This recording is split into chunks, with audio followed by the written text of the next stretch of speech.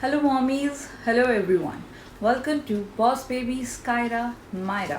अगर आप इस चैनल के वीडियो को फर्स्ट टाइम देख रहे हैं then do subscribe to our channel boss babies Kaira Myra.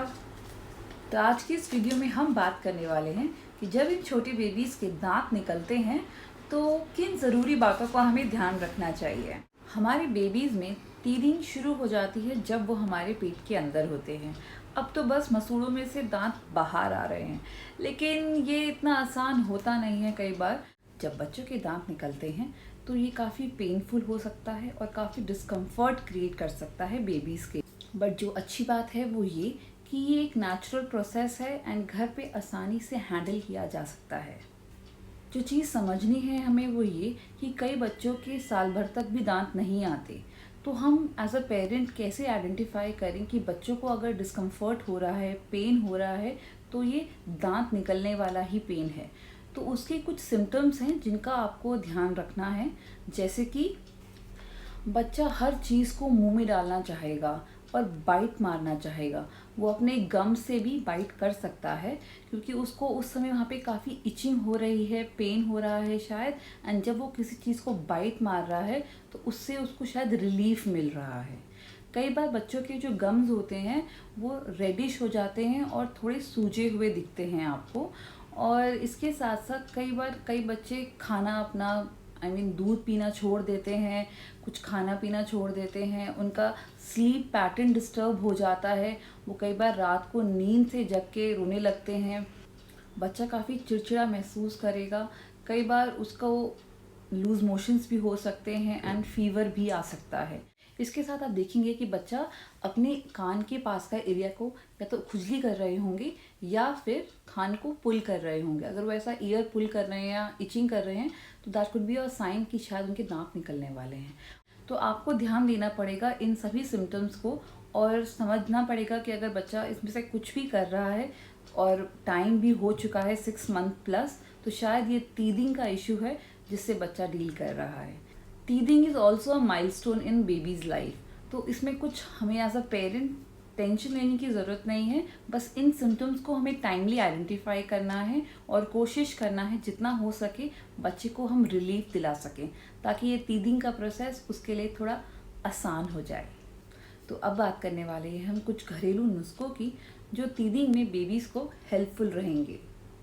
सबसे पहले आप खुद अपनी फिंगर को क्लीन करके बेबी के गम्स के बीच में, क्योंकि स्टार्टिंग में उसके फ्रंट के नीचे वाले ये दांत आते हैं एंड उसके बाद ऊपर वाले ये 2 दांत आते हैं, तो आप जो चीज़ कर सकते हो अपनी फिंगर को क्लीन करके, आपके नेल्स कटे हुए होने चाहिए, आप बेबीज़ के गम के बीच में रख सकते हो और बच्चा जब इसको बाइट करेगा तो उसे थोड़ा रिलीफ मिलेगा।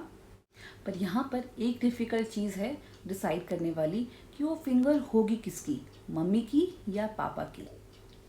बच्चों का जो वॉश क्लॉथ होता है उसको या तो आप पानी में डुबो के फ्रीज़ कर दें या फिर ठंडे पानी के अंदर उसे डिप करके अच्छे से निचोड़ के और उसको बेबी के मुंह में दें। बेबी जब उस कपड़े को च्यू करता है तो उस कपड़े से और उसकी जो ठंडक है उससे उसको काफ़ी गम्स में रिलीफ मिलता है। This was very helpful with my babies. आप भी इसे ज़रूर ट्राई करें। वॉश क्लॉथ के साथ साथ आप उसको सिलिकॉन की स्पून दे सकते हैं, उसको भी आप ठंडा कर लें। जैसे कि this is a silicon spoon, इसको भी आप ठंडा कर लें और बेबी जब इसको बाइट करता है, वो कहीं से भी बाइट कर सकता है, यहाँ से भी यहाँ से भी। जब बेबी इसको बाइट करता है अगेन उसको काफ़ी रिलीफ मिलेगा। आप बेबी को च्यू करने के लिए फूड भी दे सकते हैं।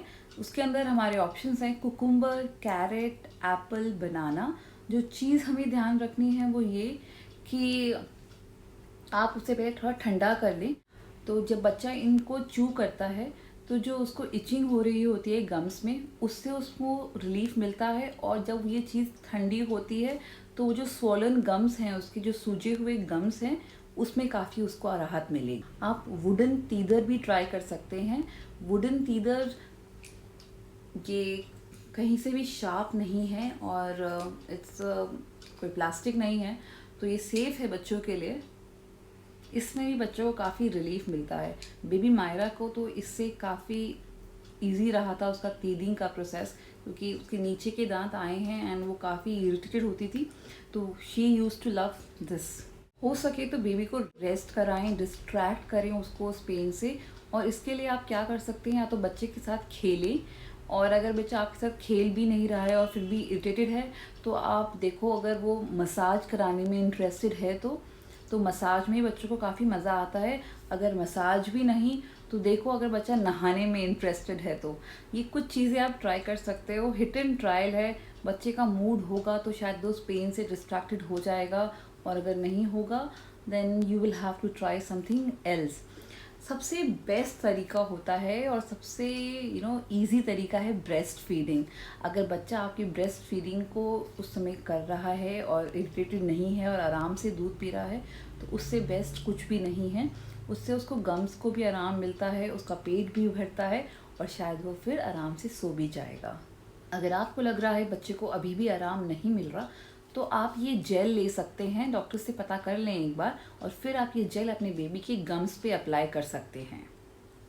कई बार होम्योपैथी की मेडिसिन भी काफ़ी हेल्पफुल होती हैं बच्चों को इस टीथिंग के पेन से रिलीफ दिलवाने में, तो आप वहाँ पर भी कंसल्ट कर सकते हैं। अगर आपको लग रहा है कि शायद बच्चे को बुखार हो रहा है टीथिंग की वजह से, तो उसमें भी घबराने वाली बात कोई नहीं है, इट इज़ नॉर्मल। कई बार बच्चों को बुखार आ जाता है, तो उसमें आपको करना क्या है, वो ये बेबी इन्फेंट पैरासीटामोल आप बेबी को दे दीजिए। अगर चाहते हैं आप एक बार अपने डॉक्टर से कितना ml देना है वो ज़रूर कंसल्ट कर लें। ऐसा कहा जाता है कि बच्चों के गम्स पे अगर शहद लगा देंगे तो वो टीथिंग आसानी से हो जाएगा या उसको काफ़ी आराम मिलेगा। तो मैं सजेस्ट करूँगी कि अगर आपका बच्चा 1 साल से छोटा है तो ये करना अवॉइड करें, बिकॉज इट में कॉज इन्फेंट बॉटलिज्म।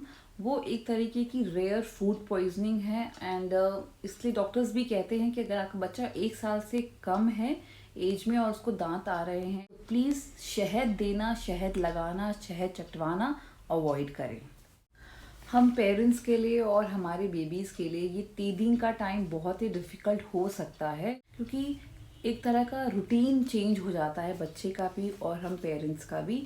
तो हमें जो चीज़ करनी है वो ये कि हम बिल्कुल भी इरिटेटेड ना हो, एंशियस ना हो, और बच्चे की तरफ एम्पैथी दिखाएं, उसकी नीड्स को समझें और हैप्पी रहें, ताकि ये टाइम भी अच्छे से गुजर जाए।